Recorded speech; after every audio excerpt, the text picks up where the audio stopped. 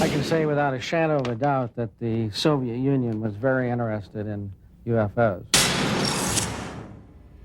It would not be surprising if saucers had crashed in the Soviet Union. This is so far the best footage of an alleged crash UFO or a dead alien that I've seen so far.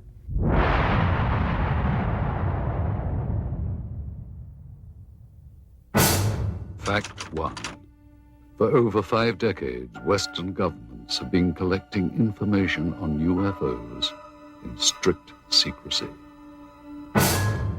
Fact 2. So did their counterparts behind the Iron Curtain. Fact 3. Now that the Cold War is over, the truth is finally out. The notion that life from another world may have visited our own is an intriguing one. Many say that it is true and that documentation exists to prove it, but that proof has been kept hidden from the public for over 50 years. With the end of the Cold War has come some intriguing, if not surprising, revelations. Western governments apparently have not been the only ones gathering information on UFOs in brutal secrecy. Hello, I'm Roger Moore. Join us now as we embark on an amazing journey of discovery, of international intrigue and possible interplanetary visitation. Join us as we search for the secret of the century.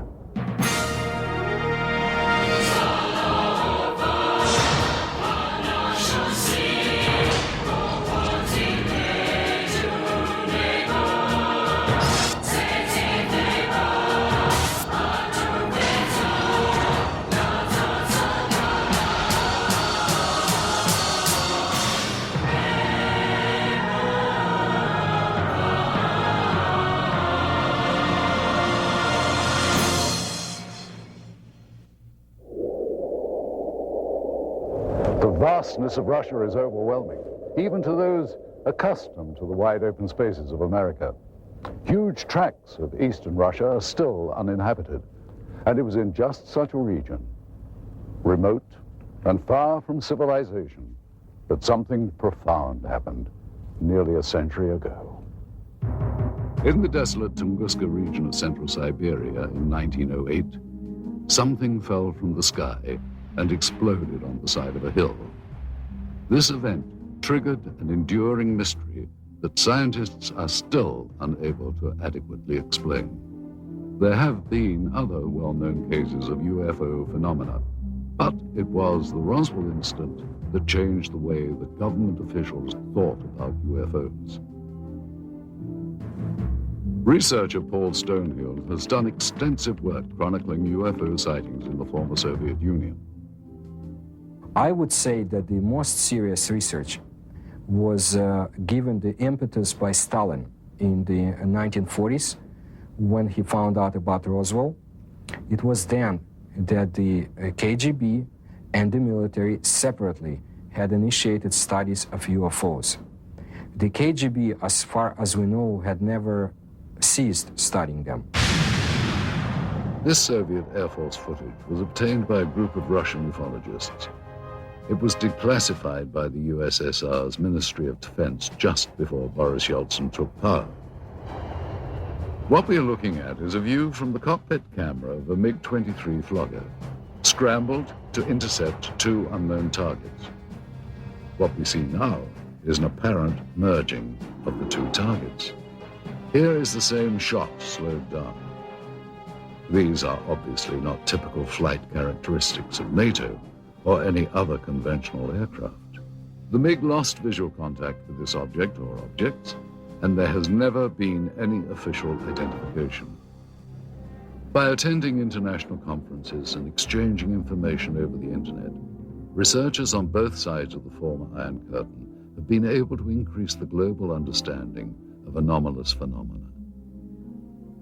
Richard Haynes has been to Russia many times and has worked with many of that country's researchers. Soon after the perestroika, the fall of communism, approximately 1990. I said to myself, I think this is the right time to initiate opening doors with the East, with people on the Eastern Bloc who are sitting on their own piles of data, but we don't know about it. Likewise, we're sitting on piles of data that they don't know about. And so I started corresponding with friends, and we formed this joint USA-CIS Aerial Phenomena Federation. And we're now serving a very positive role, which is information exchange. The next clip was shot from a MiG-25 Foxbat, and what we're about to see is actually an American F-16 Falcon about 200 meters away. What happens next is that a new object appears from behind the clouds. It was not identified. The new object suddenly descends and disappears into the clouds. Once again, here is the American plane at the same altitude as the MiG. And now here is the object as it appears behind the F-16. And here it emerges from behind the F-16, then goes down and enters the cloud bank. As with all accounts or potential evidence of UFO encounters, researchers attempt to authenticate and verify related facts as much as possible. In general, the more spectacular the report, the more important the verification. I was intelligence officer for the Soviet military for over 30 years. My son is a pilot in the Russian Air Force now. I can say for certain that there were numerous occasions where Air Force and Navy fighter planes intercepted what we thought were NATO aircraft, only to find that they were not airplanes as we know them, and not belonging to any nation on Earth. It's no secret we would send planes into their airspace. They would fly into our airspace. It's like a game, like a test, constantly trying to test the response of the other side. Only sometimes someone would get shot at. In this case, neither the Soviets nor the Americans seem to have any clue as to what this third object is. I'm telling you, even when you blow it up, it's impossible to identify. It appears to be about 4 or 5 meters across, moves with characteristics unlike any conventional plane. Now, in this final piece of footage, we will once again be looking at a cockpit camera view, this time from a MiG-21. The camera plane and 3 others were scrambled to intercept an unknown craft flying at very high speed, which is visible here as a large, cylindrical-shaped object. And as the Russian planes close in, the UFO suddenly picks up speed and disappears. Here it is once again. You'll notice the cylinder seems to be traveling at about the same speed as the MiGs until about here. And then it seems to increase its speed, which, according to pilots, must have reached at least Mach 3 in about 10 seconds. A lot of this footage was declassified after the Soviet military failed to identify the object seen here. This one shows an interception attempt by MiG pilots. There were many cylindrical object interceptions that were reported and investigated. We were interested in the high-speed potential of these objects. The size of this one is estimated to be about twice the size of a MiG-21. With technology available to us and the Americans, it should not be able to move as fast as it does. Hey, this footage is still interesting because I don't think the Russians had any idea what they were dealing with here. Their fighters were at least as good as ours, and yet here is something that is completely beyond their capability to intercept. The acceleration rate of this thing is impossible for any aircraft that we know of. There was one tragic incident I know of occurring in the early 1970s, in which MiG-21s tried to shoot down an unknown craft flying over Western Russian airspace, which failed to respond to Soviet pilots. The pilots used standard intercept procedure to expel foreign planes out of Soviet airspace. When the craft did not respond, the pilots were ordered to lock on missiles. At that point, both jets were destroyed by some weapon not known to Soviet military. Both pilots perished. There was an effort within the Air Force to make it look as if the fighter planes collided, but investigators I knew personally at the time said it was not collision. They were shot down by something. The NSA intercepted a radio transmission that we were copied on. Apparently, the Russians lost a couple of MiG-21s or 23s. They were trying to intercept something unidentified. All I know is it wasn't one of ours. You know, our department received a number of stories like this involving the Soviet military and UFOs. One of the most intriguing stories we came across was first told in the new book, UFOs in the USSR, by Russian author Veniamin Grigorievich Vereshchagin. He recounts the crash of an extraterrestrial craft and subsequent recovery by Soviet officials in the late 60s. Существует свидетельство тому, что осенью 1968 года there is evidence to the fact that in the fall of 1968, there were reportedly a lot of UFO sightings in the area of Sverdlovsk, currently known as Ekaterinburg. 27 ноября многие жители поселка Березовский Свердловской области On November 27, many residents of Berezovsky Sverdlovsk area observed several fireballs moving across the sky.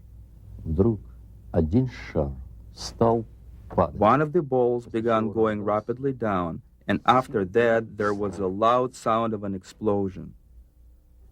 Через несколько дней после этого происшествия In a few days, a Sverdlovsk paper published an article в которой говорилось о том, что взрыв, услышанный многими, which said that the explosion had taken place on a territory of a grain storage unit due to the carelessness of some workers. But the article also mentioned that the residents of this area had witnessed similar lights before that day. This is a copy of the Sverdlovsk newspaper from November the 29th, 1968. An article on the front page entitled Berezovsky Dreams, or What Was That?, gives the state-sanctioned account of what could have been the actual crash. Translated, the Russian copy reads, 5 glowing balls of light appeared over the horizon and started to move in the direction of the city. 4 of the objects moved in opposite directions, while the 5th began to rapidly lose altitude and soon completely disappeared behind the forest terrain. Several seconds after its disappearance, there was a deafening explosion. And in typical Soviet fashion, the paper cites the official statement. The blast had taken place at the grain storage unit number 27. The explosion was caused by one of the employees who had violated the safety code, resulting in a charge of negligence. He was sentenced to restitution of the material losses suffered by the state. What helps make the account in Vereshchagin's book so compelling is the existence of several reels of film which seem to back up the story. While rumors of such film first began circulating some years ago, it was not until Vereshchagin led us to the black market dealer in possession of these materials that we got our first look at what could be remarkable new evidence. If this film indeed corresponds with Vereshchagin's story, what we are looking at is the scene of the crash site in Berezovsky as viewed by a camera on top of a military truck. The focal point of this scene is here, and indeed appears to be a disc embedded in the ground. Here we see soldiers exiting the truck, led by a captain. The troops are met by another officer, this one a major, and then they join other soldiers and officers already on the scene. This footage is one of 4 reels of film acquired during our investigation. The 2 groups that have, without question, been exchanging information freely are the Russian and Western ufologists. It's with a sense of full cooperation that much of the formerly sensitive information has surfaced. At one end of the spectrum are simple UFO sightings, which are often accompanied by film or video footage. At the other end are accounts of actual contact with alien beings, for which most bona fide researchers retain a healthy dose of skepticism. Interestingly, many psychiatrists and psychologists have placed considerably more credence in stories of alien abduction than ufologists. Though no such encounters have been officially reported in the former Soviet Union, and in spite of efforts by the government to deny their existence, documented cases do exist. Typically, the abductee reports seeing a blinding white light, usually hovering high above. These abductees have reported under hypnosis that they feel compelled to approach the light, as if they are somehow being drawn towards it. Some have reported seeing doors to the crafts actually opening for them. As with their reaction to the light, they feel compelled to walk through. Most abductees have not been able to describe the interiors of these crafts, other than recalling swirling mist and bright lights. Most reported alien abductions include harrowing accounts of medical experiments. Subjects describe an examination room of some kind. Many have reported strange probe-like tools being used on them, and they recall the frightening sensation of being examined, though simultaneously being unable to do anything about it. Typically, the abductees will then find themselves back where they were when they first saw the light, having no recollection of what just happened. Other times, however, upon checking their watches, they discover that several minutes have passed without their ability to account for it. They literally have lost time. Many abductees have their memories triggered by a mark found on their bodies, the kind they would associate with a needle or some other medical instrument. And not surprisingly, no such report has ever been verified 100%. And yet these stories continue to proliferate. Are these people really being abducted by aliens, or, as some now claim, by members of a secret government agency? The austere building behind me once housed what was undoubtedly the world's largest and most feared intelligence agency. Why would the KGB be so interested in what many consider to be science fiction? From the beginning of the communist era, the Soviet leaders relied on a strong secret police to act as watchdog and often executioner for their rule. This was not a new concept to Russia. During the rule of Tsar Nicholas, the secret police was everywhere, its agents spying on everyone. There were agents watching every train station, hotel, and theater. Shortly after the Russian Revolution, the first Soviet government approved the creation of their own secret police. It soon became a powerful mainstay of the Soviet system. To ensure the continuation of communist rule, the main domestic role of the secret police became to seek out counter-revolutionary views and ensure that those holding them were dealt with. After the death of Stalin in 1953, the secret police became known as the Committee for State Security, or KGB. As the Cold War heightened under Khrushchev, this was also the era that boasted the growth of the KGB's image as an international spy agency. Foreign espionage was at its height. According to Western authorities, the KGB managed to infiltrate every major Western intelligence service. During the height of its existence, the KGB was the largest secret police and espionage force in the history of the planet, with more than 300,000 agents. Its body consisted of 17 separate units charged with such concerns as counterintelligence, foreign espionage, and internal security. The division known as the Scientific and Technical Directorate was the unit responsible for the acquisition of top-secret technological information and materials, including those not originating on Earth. The government body that had the most interest in anomalous activity was very possibly the Soviet military. Did high-ranking officers of the Russian armed forces really believe they could gain a military advantage from UFOs? Though there has been much speculation on the exact nature of the Roswell incident and reports of actual alien beings, conclusive evidence of such encounters has proved elusive. In 1997, the U.S. Air Force issued a follow-up to its earlier Roswell report, which they subtitled Case Closed. They try to account for the stories of aliens by suggesting these were simply crash test dummies misidentified. So it was with a sense of both excitement and caution that we examined the footage recently recovered in Russia. This reel contains images of what appears to be a scientific or medical examination of organic body parts. The individuals seen here appear to be forensic pathologists or biological research scientists. Speaking in Russian, they are seen inspecting the specimen, the leader of the procedure describing his actions and the measurements they are taking. After several minutes of this, there is a change in camera angles.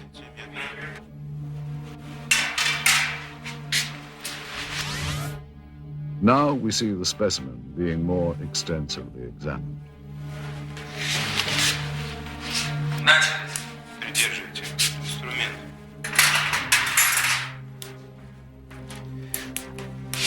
Ткани разрезаются тяжело. Пробуем кусачки.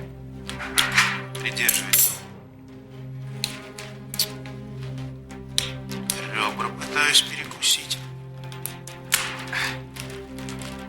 Так, нож.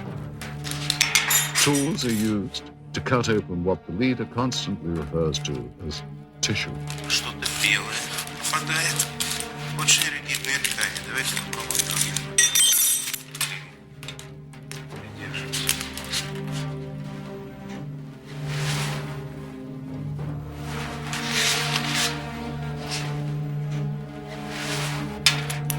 Оцените вот этот вот лоскут. Инструмент. Нет, пинцет. He also describes parts that are removed as resembling various organs.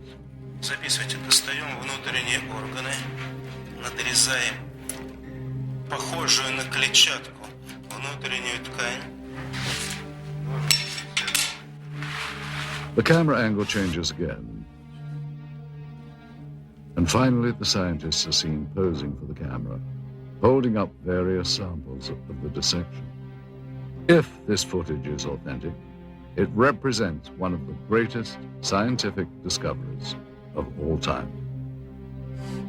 One must wonder where this film was shot and what happened to the specimen seen. If this is footage of a genuine scientific examination, what happened to the results? What did the Soviets learn, and what have they done with that knowledge? Did agents of the KGB have reason to keep this secret for so many years? Certainly there are more questions here than answers. Russia has had countless UFO sightings. Some have been explained, some have yet to be explained. The best known events are the Darnagorsk and Tunguska incidents. Many UFO researchers feel that the most important Russian incident in terms of known crash recovered materials is the Darnagorsk occurrence. Antonio Huneas agrees. It's the best documented crash because we do have the fragments. They have been analyzed. It was a small probe. It was not kind of a big object, but something crashed on a hill in Dalnegorsk in January of 1986. Witnesses described the object as a sphere of light streaking across the Pacific region north of Vladivostok. Investigators later recovered materials including balls of lead and iron, bits of glass, and a fine mesh netting, all of which were tested and are proven to be highly enigmatic. The head of the research team concluded that the Darnagorsk object was most likely an artificial space probe of non-terrestrial origin. Russia's best-known event, the Tunguska sighting, is sometimes referred to as the Russian Roswell. In the early hours of June the 30th, 1908, peasants of the Tunguska River area in central Siberia watched in disbelief as a glowing round object with a fiery tail streaked across the morning sky. The object crashed in a remote region of pine forest, exploding in a brilliant ball of flame. Residual firestorms lasted for weeks and destroyed an additional 10,000 kilometers surrounding the crash point. Although the event preceded the atomic bombings of Hiroshima and Nagasaki by nearly 40 years, the aftermath of Tunguska was frighteningly similar to that of the bombings in World War II. The result was the destruction of an area larger than that of Los Angeles or Moscow. Oddly, upon investigation some 20 years later, no impact crater of any kind could be found. Researchers have formed various opinions of what actually happened. The most common beliefs are that it was a meteorite fall, a ball of lightning, or an earthquake. Many have cited that none of these answers are possible and that the phenomenon was more likely the crash of an extraterrestrial craft. It has been speculated that the governments of many countries throughout the world have been gathering information regarding UFOs. Nuclear physicist Stanton Friedman agrees. There's no question that military and intelligence groups overseas are collecting data, whether it's in Brazil or Australia or in England. So the KGB has collected information. I've talked to people who've gone to the Soviet Union who have obtained some of that information. I have met a Soviet cosmonaut and other researchers over there. There's no question they're interested. And again, the republics which used to constitute the Soviet Union cover a huge area. They too were monitoring the skies because they were afraid the United States was going to bomb them. So when you monitor the skies, you pick up UFOs, no question about it. During the communist reign, there was no official admission of Soviet interest in extraterrestrial activity. It has been only recently that this fact has been confirmed. The former secretary of the Commission on Anomalous Phenomena, Alexander Petyukov, confirmed that an official state-controlled body did exist. В рамках этой комиссии, когда в силу своей деятельности она начала планомерный сбор информации. During the Soviet era, we started to regularly collect information from the public and received more than 15,000 reports. The thing is that the commission was an official public organization. It had an official address. Today, the mindset in Russia is far different from what it was during the communist reign. Under communism, they were told that UFOs didn't exist, but just the fact that they were told they didn't exist made people believe that they did exist, because the government was also denying. They were saying there was no crime in Russia and accidents didn't happen. You know, I mean, that everything was censored and given this rosy picture, which of course people knew better. It was in a small house on a side street near the Academy of Medical Sciences. The British and American spies met with informants throughout the 60s and learned of one of the most bizarre plots in the world of intelligence. During my involvement for a period of at least 6 years, Soviet counterintelligence operatives played cat and mouse with Western agents in Moscow who were interested in our advanced technology programs.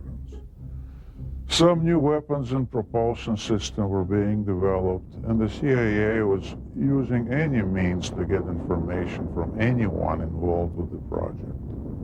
While I was in Moscow for a year and a half, I had 2 other agents and a guy from the British Secret Service. We routinely debriefed 2 Russian informants who worked for the Ministry of Defense. We would exchange hard currency for information on new military technology.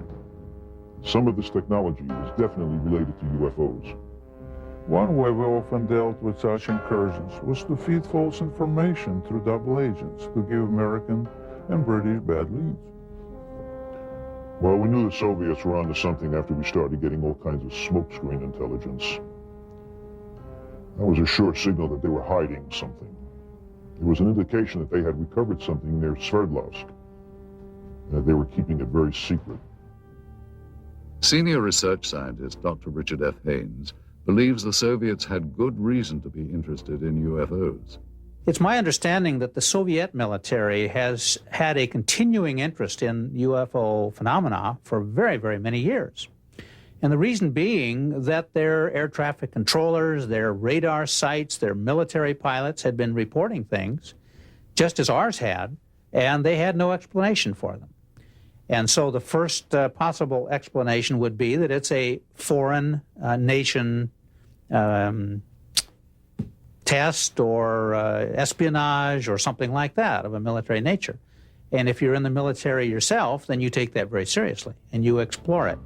This film footage certainly seems to depict interest by Russian military personnel in the object that is seen sticking out of the ground. Soldiers, officers, and civilian-clothed agents are deployed around the site, and they appear to be both guarding and examining the object. This is what we found on one of the 4 reels of film obtained in Russia. After viewing the footage, we were able to determine that it was most likely shot with 2 separate cameras.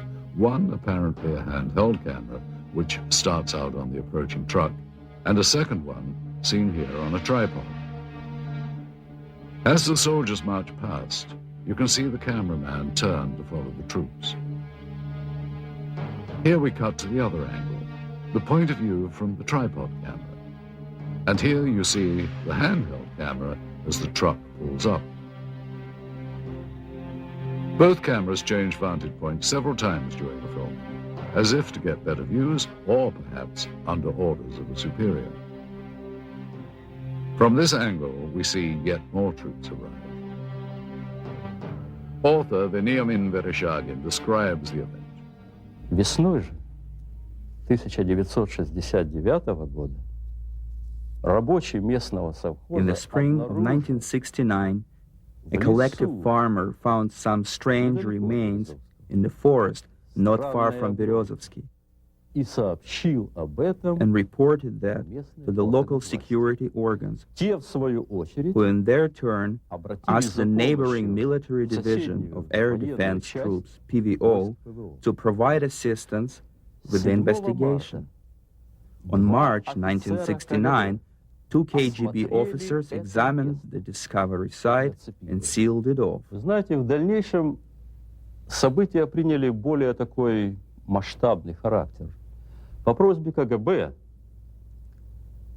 были привлечены On the KGB request, a Soviet army unit was brought to the discovery site, и в результате уже очень тщательных обследований были найдены after close examination of the place. They found some wreckage debris of a disc-shaped object частично. partially sunken to the ground. Поначалу органы безопасности предполагали, At first, the KGB thought that the debris американскому разведывательному самолету или came from an American spying plane or a Soviet spaceship. George Filer, a retired Air Force intelligence officer who was stationed at Langley, is not surprised the Russians were so interested in this object. We found that the Soviets would pay to get information on UFOs as opposed to, we'll say, an F-111 aircraft, that they were, in a way, more interested in UFOs than some of our latest aircraft. And here you see the man who is probably the head KGB agent directing the cameraman to point his camera toward the disc. A total of almost 1,200 feet of negative were recovered just on this crash site. It is possible that more film was shot, but this is all that we were able to obtain. None of this film depicts the removal of the disc itself, and at no point do we see inside the object. From this angle, we do see the handheld camera shooting behind or inside the disc. However, that footage, if it was, in fact, ever shot, was not included in the cans of film we acquired. We can only speculate that it may still be at large. We must also speculate on how the object ended up here. Based on information from Vereshchagin's book and what we can see in this footage, we have created this computer-animated version of how researchers believe the crash may have occurred. The questions then become, where did this object come from and how did it come to crash here? And more importantly, what has happened to it since? With the change to a market economy here, many items never before available to Russians are finding their way to store shelves. Some point to this as evidence of a new prosperity. Others claim that this only fosters greed, not seen during the Soviet era. They say that everything is for sale in the new Russia, including state secrets and the spies who kept them.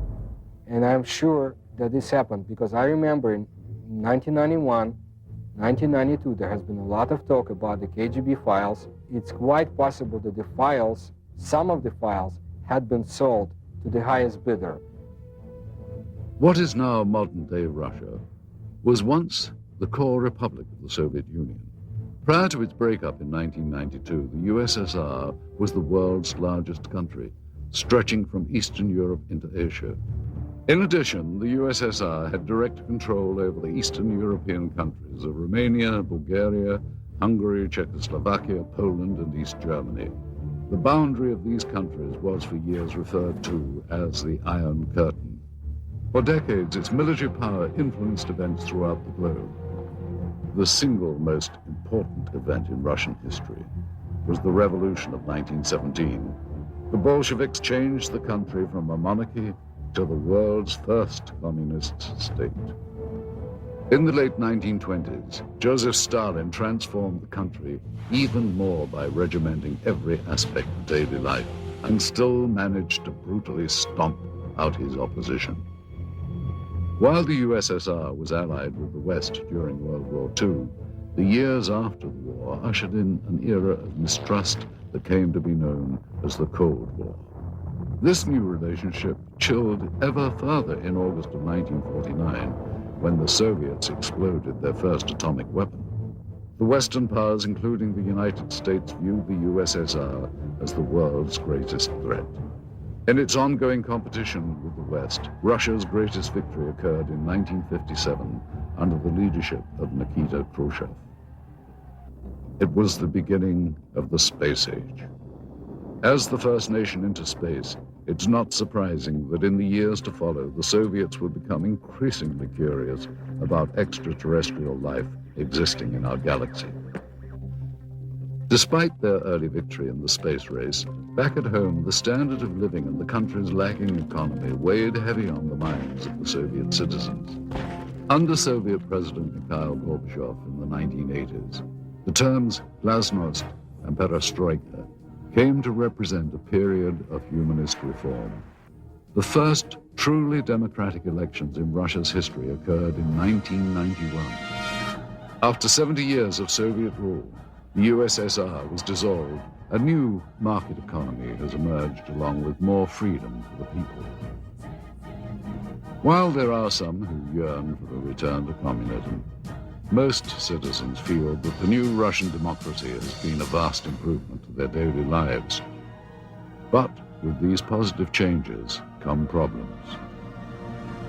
In a recent news survey in Russia, citizens were asked the question, who controls Russia today?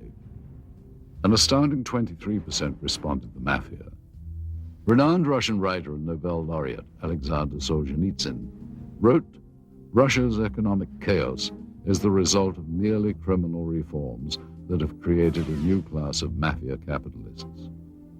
The word mafia refers to the new system of organized crime in Russia involving countless government officials, businessmen, and organizations controlled by criminal groups. Resistance to extortion attempts has resulted in violence. Kidnappings, assassinations, attacks on family members, or harsh persecution by corrupt government officials have been documented. Dozens of bankers were kidnapped and assassinated by the mafia in the first few years of Russia's independence, when organized crime was taking control over the country's financial system. Having eliminated its rivals in such a brutal manner, the Russian mafia is now in a position of great power. What the future holds for the Russian Republic is uncertain. What is certain is that in the next Russian elections in the year 2000, the interests of big business and those with money will be well represented, and undoubtedly so will organized crime. Mafiocracy, as it has been called, might become the totalitarianism of the new millennium. With the collapse of the Soviet Union, many changes have come to Moscow and the rest of Russia. Gone is communism and the strict controls that once governed daily life here. Please understand, Russia has always been a secret society. Just recently, we found out that the secret police had kept records on UFO phenomena. And some of them had been released only recently. Some, not all, coming to light now. Case in point, the intriguing film footage we had acquired. Proof, some say, of alien visitation. Being that this material is of such sensational nature, we had many questions regarding its history. Little information was provided us by the black market dealer from whom the film was purchased. It is likely that such materials were kept stored in a holding facility, a vault located beneath KGB headquarters perhaps, reserved only for those with the highest level of security clearance. Kept safe in underground storage for decades, the film was probably only handled by a select few who would have known of its existence. After the collapse of the Soviet system, there was a transitional period marked by confusion. Accountability to the old regime dwindled, and closely guarded property lay vulnerable to the changes sweeping through the crumbling Union. Those with connections under the old regime found themselves perfectly positioned to exploit the situation. There was a lot of chaos when the Soviet Union, disintegrated. In my opinion, at that time, it was very easy for an, agent with brains to get his hands on such files and sell them here. So it would be conceivable that documentation might be obtainable through similar sources to provide authentication of the film. Though most leads proved to be ultimately unproductive, we found that with perseverance, money, and a bit of luck, it is possible to acquire classified Soviet documents. Using a hidden camera, we recorded numerous meetings over a period of months in which we attempted to obtain relevant materials. This transaction between one of our Moscow contacts, an interpreter, and a local black market dealer proved to be one of the more successful ventures. The location of this meeting is a textile factory in the Sokolniki district of Moscow. This office is that of the Russian entrepreneur who owns the plant and is used for both legitimate and illegal business. After introductions and some initial small talk, the American buyer asks the interpreter if the documents are on the premises. Are the documents here from the actual that you have? Вон Барбер спрашивает, документы у вас с собой? Юра, ты мне задал сложную задачу. Достать такого рода документы было очень непросто. Я понимаю, именно поэтому мы обратились к вам, потому что Федор очень рекомендовал вас самым лучшим. Конечно, я знаю нужных людей, знаю, как достать такие документы, но это было совсем небезопасно. What's this out here? Hold on. Мы ценим это очень, и именно поэтому мы обратились к вам. Хорошо, поработаем. The businessman tells him that he has had difficulty in obtaining the documents and the price has gone up. He is told that it is impossible to come up with any additional money. Да, мы договорились, ты должен понять, что достать такого рода документацию это совсем небезопасно. Не, я понимаю. We only have 10,000. Да, у нас только 10 тысяч, понимаете, в этой сумке. Ну, не знаю, 10 тысяч. Но мы договаривались с вами. Первоначально. Да, мы договаривались, но... I mean, I can't go out and... Это очень сложно. Нет, я должен это понимать. Я понимаю, Дмитрий Алексеевич, я отлично понимаю, но вы понимаете, здесь вот в данный момент находится только 10 тысяч. Мы не можем сейчас найти где-то еще вдруг никто несет 5 тысяч. After consultation with his associate, the seller finally agrees to honor the original price. Давай, бабки, ладно. The files are then removed from a safe and given to the interpreter to inspect.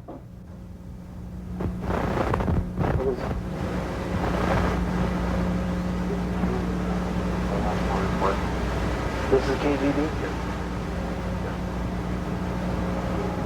Yes. This is some report about extreme deadlock. Does this look... Do you think this is... Он просто хочет убедиться, что документы подлинные. Конечно, official KGB. After inspection of the documents, and a cursory verification of their authenticity, the transaction is completed. Okay, well, we should pay Mr. Chevalier and... Money changes hands, and what was once property of the state now becomes much sought-after evidence for UFO researchers.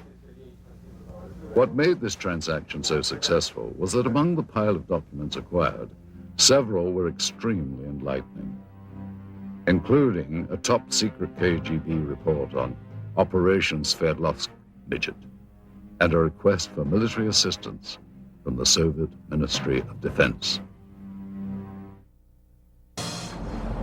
While the ability of Western governments to keep secrets is hotly debated, one thing seems certain.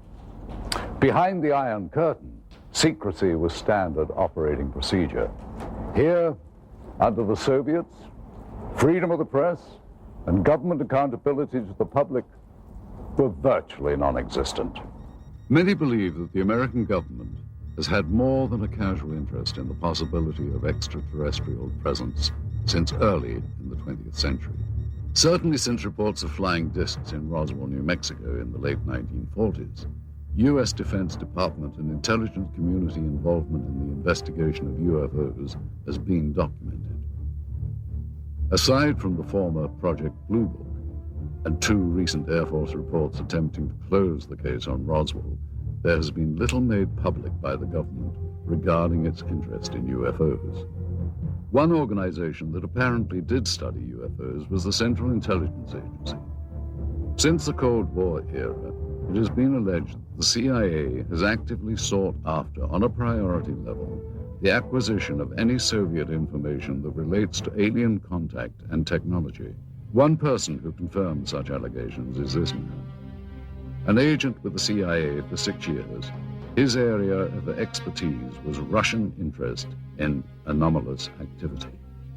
Though now employed in the private sector as a security analyst, he has asked not to be identified due to the sensitive nature of both his former status and his current position.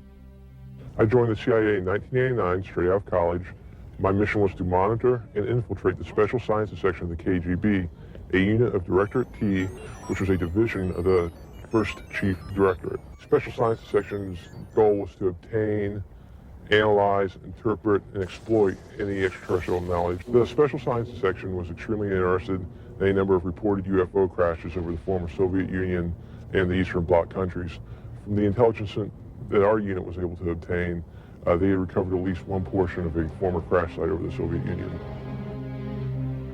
This former agent was able to confirm interest not only in the 1968 crash near Berezovsky, but in other Soviet attempts to recover UFO documentation and technology.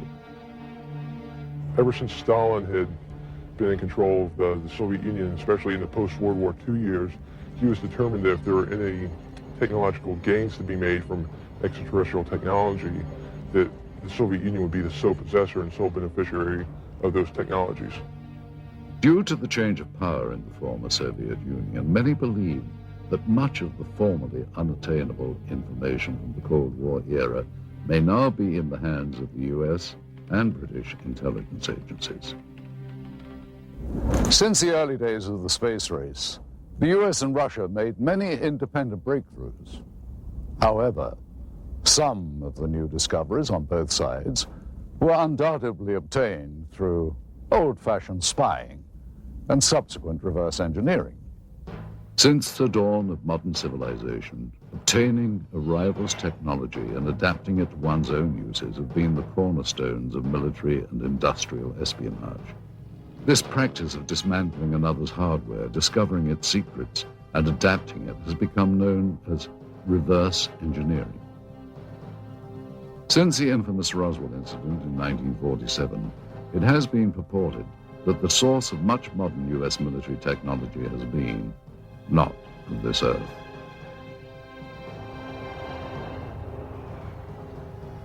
A number of technologies were either partially inspired or wholly inspired from what was recovered at Roswell.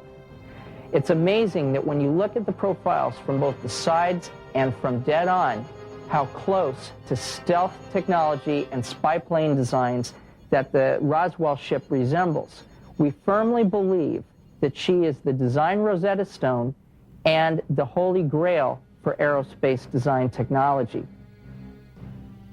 According to witnesses and UFO researchers, debris supposedly collected from the site indicated a technology superior to any existing on Earth during the post-war years.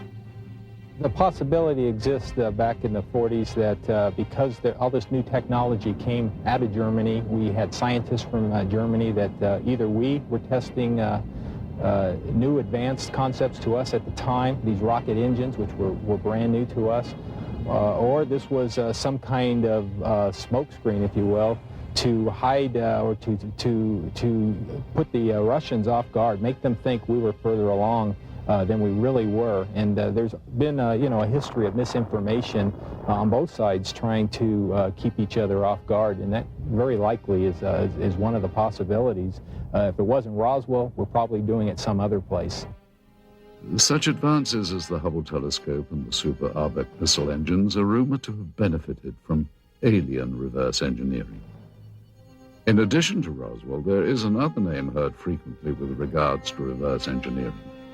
A military facility located in the Nevada desert, commonly known as Area 51. One theory is that Area 51 is the hub of alien reverse engineering.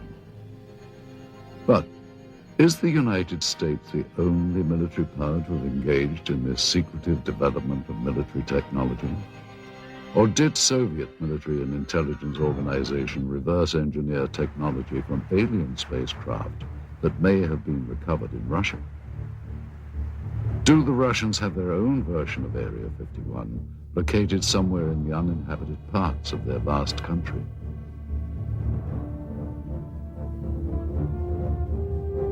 Did the KGB, in addition to their agenda of maintaining the hard and fast rules of the communist regime, add to their duties the manipulation of alien technology for the advancement of Soviet power? Thus far, of all documented UFO sightings that have taken place within the former Soviet Union, not one was publicly acknowledged by the KGB. While reverse engineering remains a common practice throughout the world, not only in the military, but industry as well, the question as to whether or not it has ever been used to obtain alien technology remains unanswered. If the Russians had in fact recovered an extraterrestrial vehicle, as they seem to be doing in this footage, they no doubt would have wanted to benefit from its technology. We invited ufologist Stanton Friedman to view the recovered footage and to give us his input. It would not be surprising if saucers had crashed in the Soviet Union. And if somebody had monitored this on radar or from whenever, satellites, we had satellites, they had satellites at that time, or just a report from a local person. And the kicker is the fact that you get troops out there and a cameraman doesn't necessarily mean it's a flying saucer. We need to be a little cautious about jumping to conclusions. Now, I think that film is worth a detailed investigation. Those things cost a lot of money, actually, to go over it. You have different specialists looking at, are the uniforms correct for the time frame? Is the film actually made in the Soviet Union? We asked Russian film expert Sergei Goncharov to examine the film for its authenticity. He first explained the background of the film cans. And this is the name of the factory that manufactures the motion picture film in the city of Pereslavl. This is the type of film type A2, which is the emulsion. After Sergei examined the cans, he felt that they were authentic and consistent with the area and time period from which they had allegedly come. Now that we've looked at the cans, the next thing to do was to actually find out if the film itself had any markings on it. Okay, in the very beginning of the film, we have this word, which in Russian says начало, or the beginning, or the start. Now, the next bit of information are these two items, M-A-R-T, Mart, which is the month of March, 1969, letter G for year. So the year of 1969, the month of March.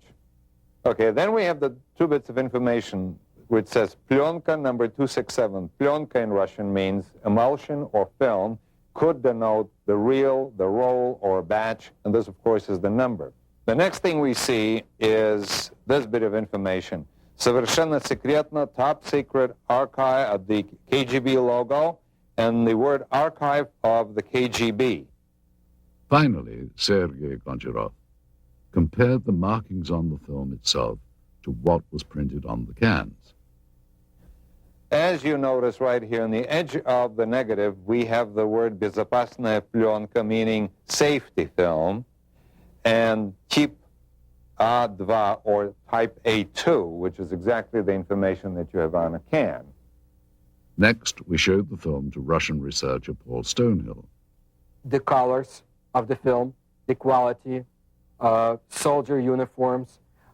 Somebody would have to go into special, to make a special effort to make a film that feels like something that was made in 1960s. I've seen a lot of films made in the 1960s, and this film here is almost of the same quality. It's not a 1980s or 1990s film. The KGB officer that had been looking and touching things looks quite genuine. To me, my gut feeling is this is not something that they had made intentionally to fool people. UFO researcher Antonio Huneeus offered us his views on the film. I would say that visually it's very impressive. The first thing that struck me was the good quality. Very, very, very clear footage. You see, of course, it wouldn't be possible to duplicate, as a hoax. You would have to hire some actors and so on. But it was quite well done. Of course, it could even be some kind of disinformation too. That the KGB was quite notorious about doing disinformation. For what purpose, I don't know. But they might have done some kind of training film or something to. Of course, if it was disinformation aimed against the Americans or something, we never heard of it. So that's also dubious. Finally, while Mr. Huneeus felt that the film required more investigation, he was impressed and intrigued by it. Well, I would say that if this is real, and I do not have the elements to make that judgment, this is so far the best footage of an alleged crash UFO or a dead alien that I've seen so far. To appreciate the difference in attitude here with respect to such unconventional science as the study of UFOs, it is important to understand some of the cultural contrasts between Russia and the West. For hundreds of years, Russian culture has been steeped in religion, mysticism, and superstition. In the times of the Tsars, it was not uncommon for there to be an official court mystic, the most famous of these being the priestly soothsayer Grigory Rasputin during the reign of Tsar Nicholas. Even though religious expression was suppressed, it is now making a resurgence, and the many places of worship in Russia are once again housing congregations and becoming a big part of daily life.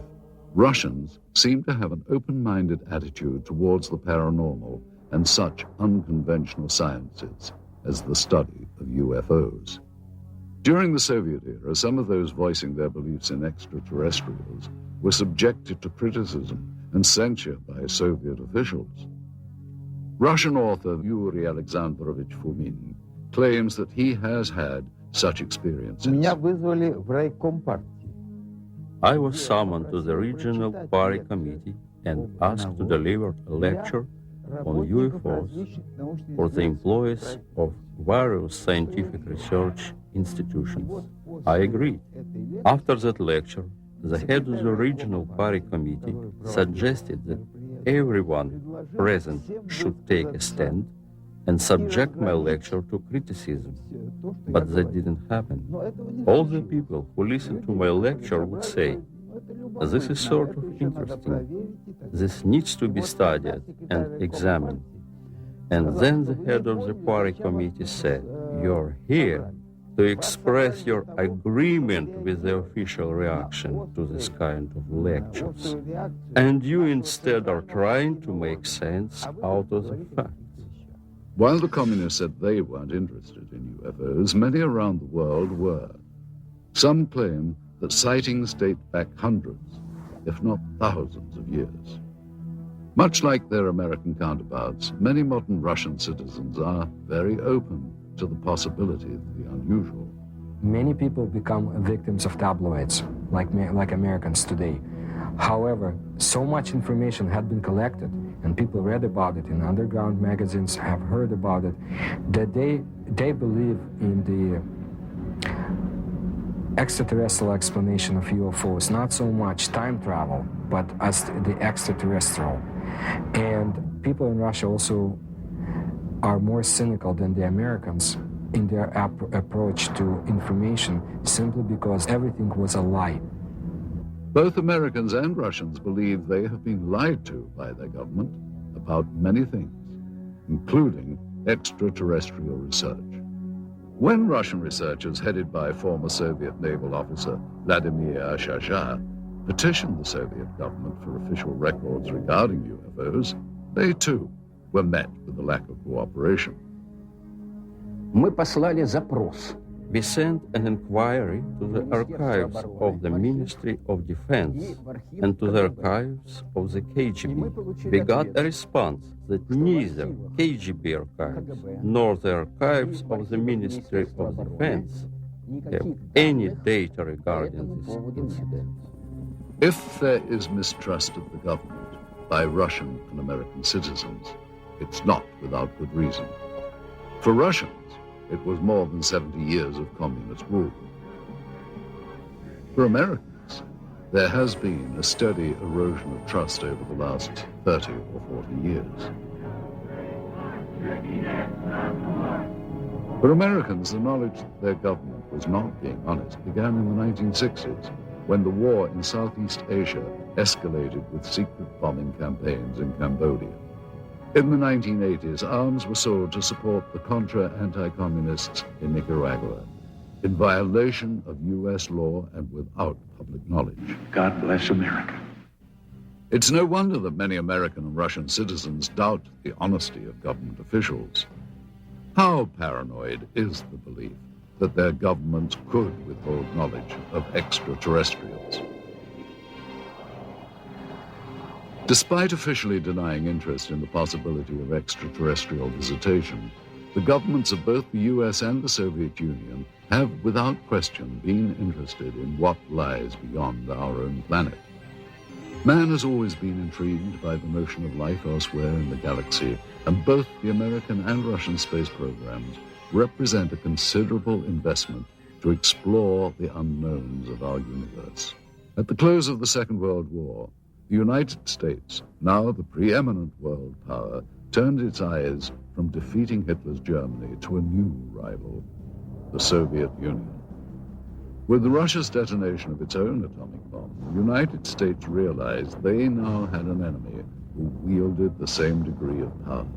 During the Truman administration, loyalty oaths taken by government employees became a common practice, which would eventually lead to the ugly communist witch hunts of the House Un-American Activities Committee. Winston Churchill's pronouncement that Eastern Europe was now behind an Iron Curtain gave birth to a new term for this confrontation between East and West, the Cold War. With fear dominating the United States, paranoia over potential communist influence took the form of weird invaders from other planets. The possibility of a Soviet invasion was too frightening to contemplate. Helmeted men from Mars launching an all-out attack on Earth, however, was another matter. Therefore, Americans retreated to dozens of science fiction films that were thinly veiled warnings against the Red Menace. With Chuck Yeager's historic Flight that broke the sound barrier, the next frontier to conquer would be the stars. This set off a global competition between the world superpowers as to whom would get to the heavens first. It became known as the space race. To meet the demands of such technology, NASA, the National Aeronautics and Space Administration, was formed in 1958. The space race would nearly end in defeat for the United States, however, with the launch of Sputnik. The U.S. feared if the Soviets could launch a probe in space, would missiles launched from that probe be far behind? When cosmonaut Yuri Gagarin made his historic orbit around the Earth in 1961, he became the first man in space. The United States realized their only hope of beating the Soviets was to have the first man on the moon. And in this dream, they would find a passionate champion. It was President John F. Kennedy's promise to have a man on the moon by decade's end that shot the space race into another dimension.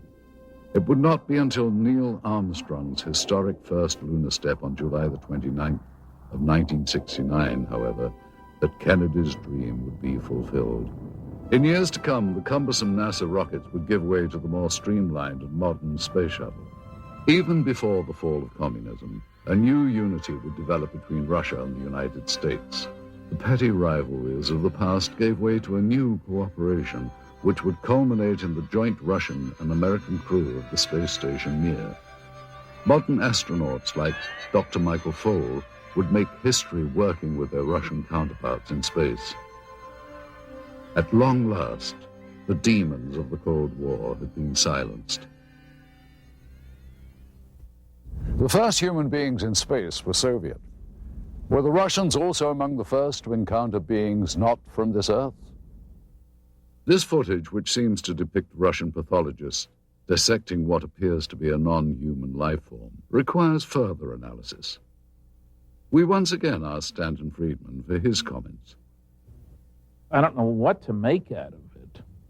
I'd certainly say it's worth further investigation. By my standards, it's in my gray basket. Not black, not white, maybe. Worth following up on. We then asked film expert Sergei Goncharov if he thought that the film's characteristics on this reel were consistent with the time period from which it was supposedly shot. It certainly is consistent with the information on the can. It is negative. It's got the negative perforations. It's exactly what the information on the can indicated. Sergei explains the significance of a flash frame, an interesting and possibly important characteristic of the film that was discovered. All right, now, a flash frame, this is, of course, a flash frame is that piece of film that is, when you push the button on the camera and you start exposure and you stop the camera to stop the exposure, and then you restart the camera again, by virtue of inertia, the camera will sometimes expose either a flash of light, or if you point the camera away from the person in front of it, you will see some other subject matter. Those flash frames appear between the takes and sometimes show things and people that are not part of the scene itself. You have people that have nothing to do with the information that you've seen on a film before or after. Again, an individual in uniform. You see these people performing a procedure. You have somebody in civilian clothes, people that you have not seen before.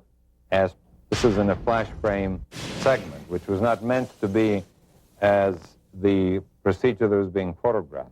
Mr. Goncharov concludes that while the film's stock and camera techniques are consistent with KGB and Soviet government films of that period, he feels that the discrepancies with the subject matter require closer scrutiny. Anytime you have subject matter of this type, any additional investigation is worthwhile. Absolutely. Stanton Friedman was further intrigued by the medical techniques in the film. I don't know what to make of these guys with what seem to be medical instruments, certainly in a medical facility, judging by the stuff on the wall.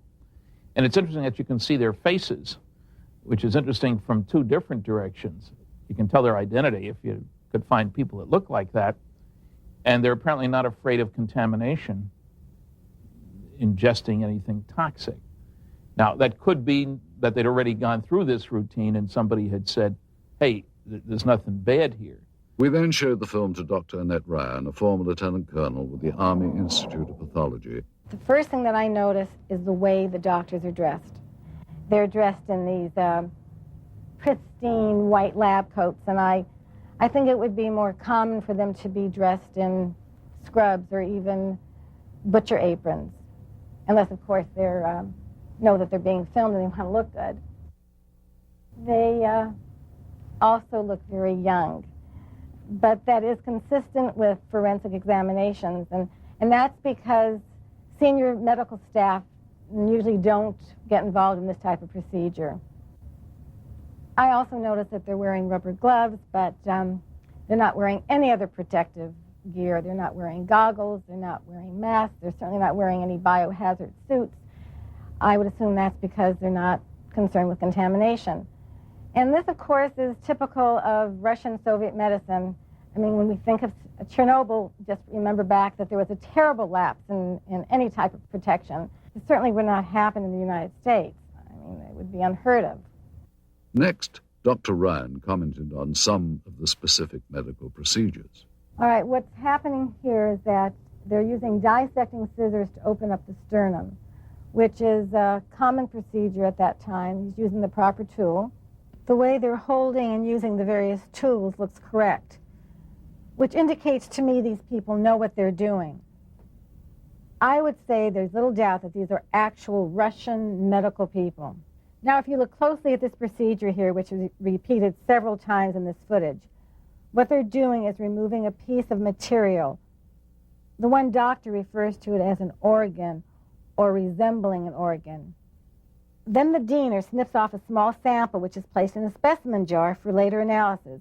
Well, that's exactly what would be done in a forensic case or in the case of scientific research, for instance, if some new species had been discovered. They would remove very small pieces for later chemical and microscopic examination. The lead doctor also mentions a structure he describes as resembling ribs. And here you can see what indeed resembles a rib cage, as if this was the torso of some anthropoid or human-like organism. Finally, though Dr. Ryan was unable to identify the subject matter, she believes that the techniques were consistent with those practiced in the Soviet Union during the late 1960s. We have little information about the specimen seen here, other than the pathologist's description and the KGB codename Sverdlovsk midget. We wondered, though, how such a being might appear had it been recovered intact. Using only the images recorded on this film and the scant data available, technicians have constructed this 3D computer-generated model.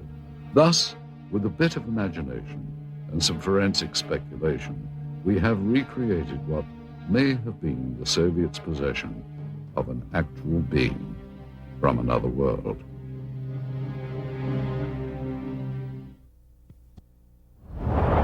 Information leaked from intelligence sources in the West indicated a belief that the Soviets were actually attempting to reverse engineer something not manufactured on this Earth. Whether we'll ever know the full truth about the supposed UFO crash in Berezovsky, one thing seems certain. If agents of the KGB or any other branch of the Soviet government did recover parts of a craft made by alien beings, they would have been extremely interested in examining all the materials very closely. No doubt Soviet scientists would have wanted to determine if the parts of the craft were truly of extraterrestrial origin.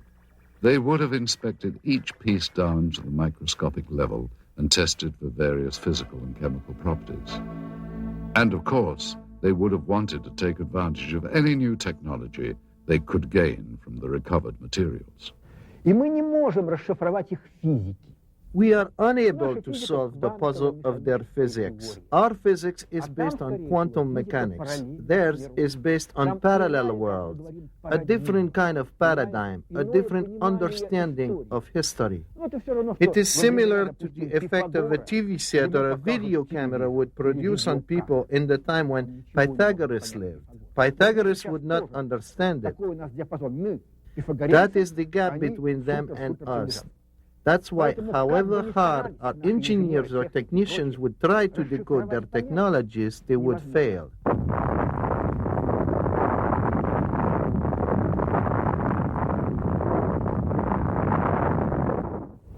Back in the West, not only did the military consider UFOs a serious subject, but the Soviets' interest in them as well. It seems that, in the beginning anyway, both sides thought that flying saucers were an invention of the other. And that fueled a decades-long campaign of espionage and counterespionage. Many believe that U.S. intelligence agencies such as the CIA, NSA, and the military have not been completely forthcoming with information regarding extraterrestrials. The same is apparently true of the KGB.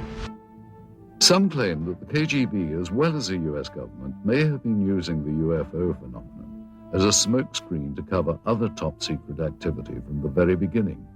Former NASA scientist Dr. Richard Haynes concurs. Well, all I can say is that there are verified documents from Stalin's time that showed he had an intense interest in Roswell, what was going on in Roswell, New Mexico in about mid-40s.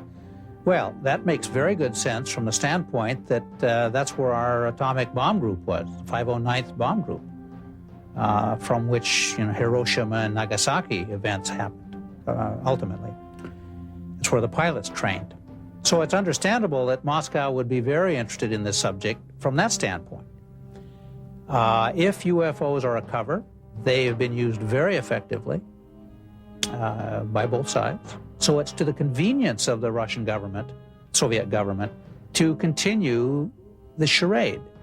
It can be considered a form of disinformation. There is an alternate theory regarding UFO disinformation.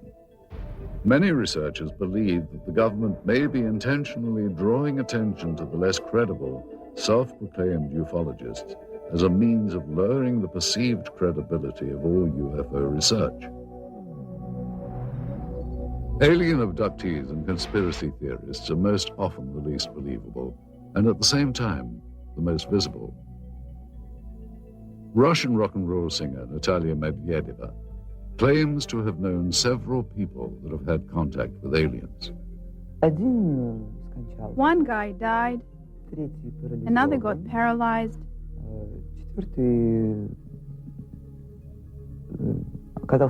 third one became a heroin addict and could not overcome it. Sergei Borisovich Proskuryakov is a Russian researcher who has studied anomalous phenomenon and pyramidal constructions. His beliefs may also seem unconventional. When I lived in Minsk, a KGB officer came to see me. He filmed all the documents I had. I couldn't escape anywhere. I believe they ended up in the KGB archive. I have information that my researchers of interest not as much for KGB or CIA as for presidential structures in the USA. Are individuals like these truly informed? Or, as some believe, convenient foils for government agencies with an agenda of suppression?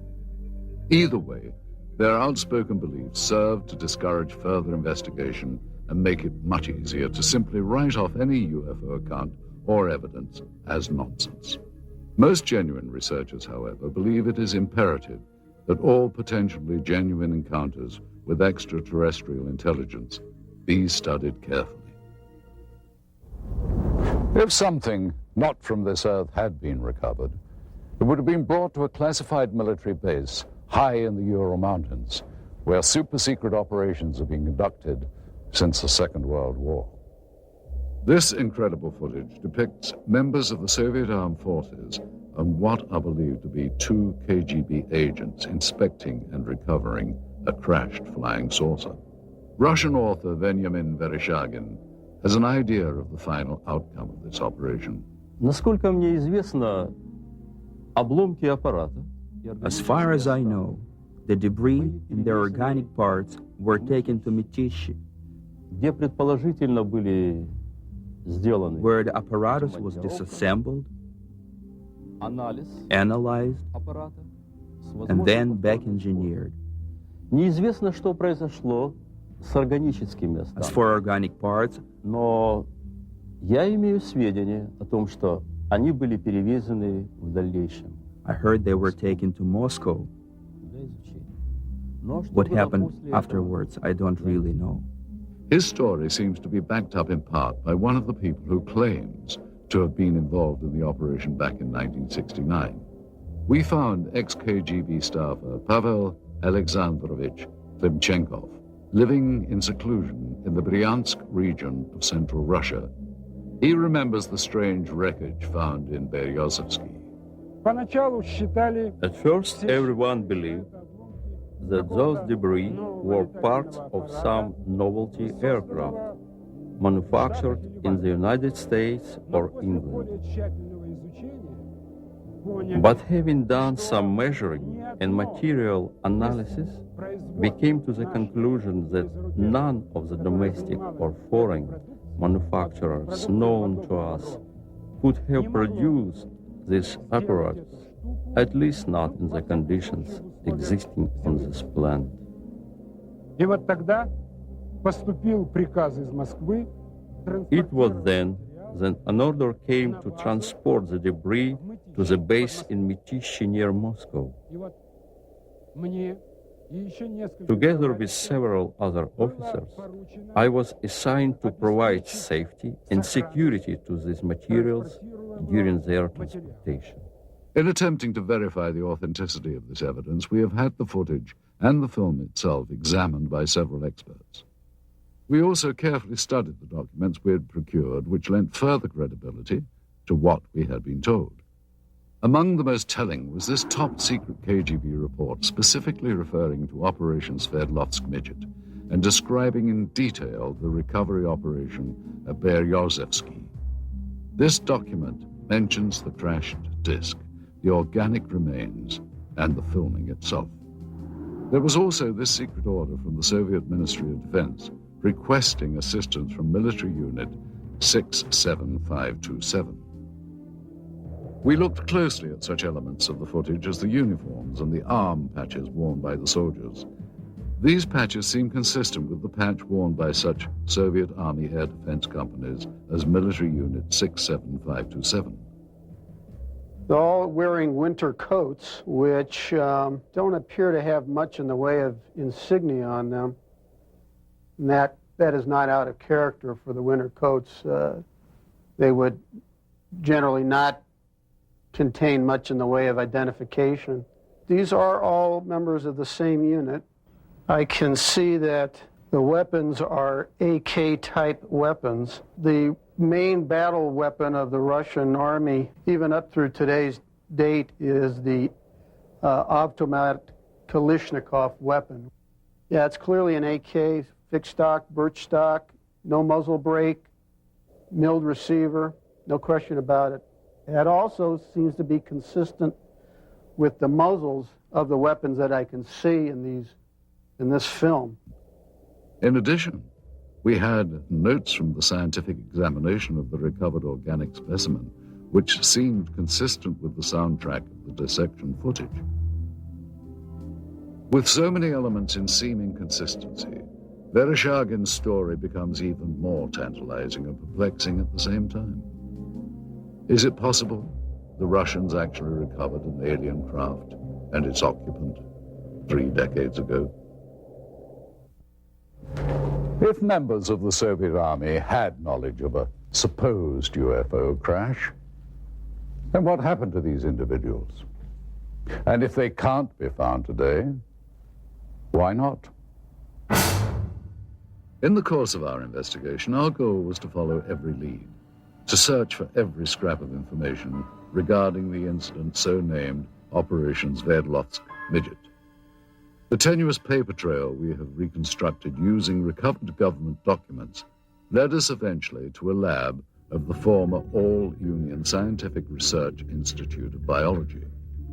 In attempting to obtain records on the individuals depicted in the dissection footage, we turned up these additional documents. 3 death certificates, all dated March the 24th, 1969, within a week after records indicate the examination was performed. Cause of death for all 3, cerebral hemorrhage. Dr. Ryan told us that the odds of this occurring naturally are next to 0. The former state-run institute is now a private teaching center known as the Moscow Medical Institute. That this is the same facility as seen in the film footage becomes obvious with a comparison of such fixtures as the stonework tables and the distinctive tiling on the floors. The difference is that one-time experimental procedures have been replaced by routine anatomy lessons with plenty of hands-on experience. Secretive operations are now openly administered educational opportunities. But we did find in the basement of the building remnants of this facility's past, reminders of a time when procedures here were not open to the public or subject to public scrutiny. What were the Soviets experimenting on in decades past at the Research Institute of Biology? The answer to that question is still yet to be found. Indeed, many questions about the film footage and the alleged Operation Sverdlovsk Midget remain unanswered. Any extraordinary find, such as the apparent film record of a crashed spacecraft, or of what appears to be scientists examining parts of an alien life form, require further analysis. Yet it seems incredible that so many elements of this story from so many diverse sources appear consistent. The original account as told by researchers and witnesses, the recovered documents, and of course, the film. We have to ask, is this footage genuine? And if so, does it represent an actual case of alien visitation, or, as it has been suggested, was the footage created as part of a Cold War disinformation campaign? One other proposed possibility is that it was simply a military training exercise captured on film. Again, if it is a real UFO crash, where are the remnants? And what happened to the body of the alien being? With all that we have unearthed here, the big question seems to be, what is the significance of what are clearly some very profound discoveries? And will we ever know the full story? We hope you've enjoyed visiting Russia with us, and we hope you've gained some insights on what promises to be a continuing source of intrigue and controversy. Thank you for joining us. I'm Roger Moore in Red Square.